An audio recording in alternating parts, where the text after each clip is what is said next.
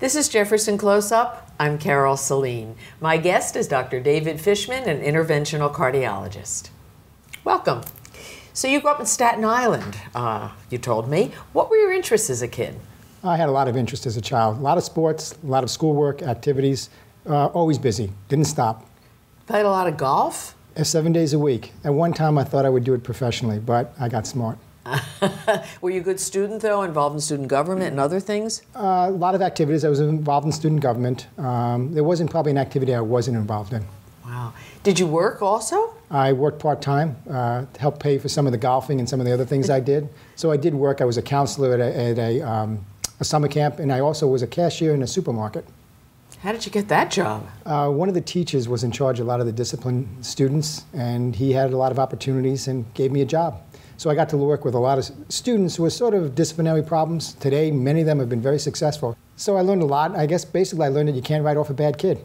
Wow, that's something we all could pay a little more attention to, I think. So how'd you go from all of this into medicine?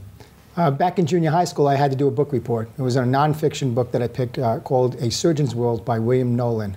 And I was fascinated. He was a cardiothoracic surgeon, and I said, I want to take care of the heart. And so junior high school, I knew I wanted to be a doctor. So how do you think people see you? I think they see me as compassionate, caring, dedicated to what I do. My wife thinks I'm a control person. Everything is under my control, she says. Well, that's not so bad if you're running a department and things like you have to do.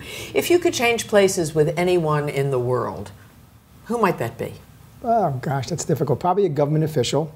Control, try and getting it right, because I don't think it's all right now. So probably a government official. Do you have any hobbies? I do a lot of yard work. Gardening is a good hobby that I do during the summer, just getting outside.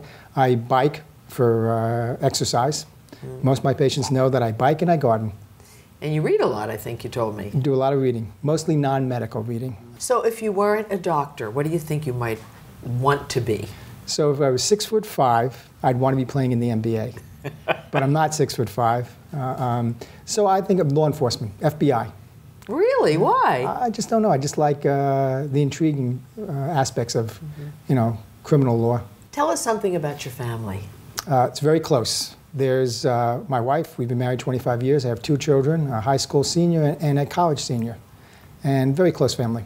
What did you like to do with them when they were growing up? So growing up, every year is Walt Disney World. Oh, right. Haven't been back for a couple of years, but every year we did that.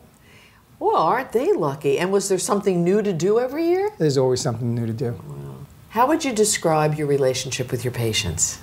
Close. Most of what I'm telling you now, they probably already know. So it's nothing that I hide. So I share with them because they're interested. And so I think it's a very close relationship. They know I'm caring for them. How do you treat them? What's your philosophy? To be their advocate. I think 2 things. The medicine these days, you have to be an advocate. And so I am their advocate or teach them how to be their own advocate.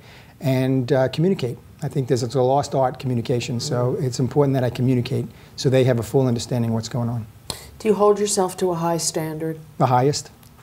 I went in this for a reason, so I'm expected to, do my job and at the highest standard. So yes, I hold to the highest. That's why I'm that control individual. Yeah. Well, that's got to be a burden to you and also a gift. It's a burden and a gift. Depends on the day. Thanks for coming in. Thank you for having me.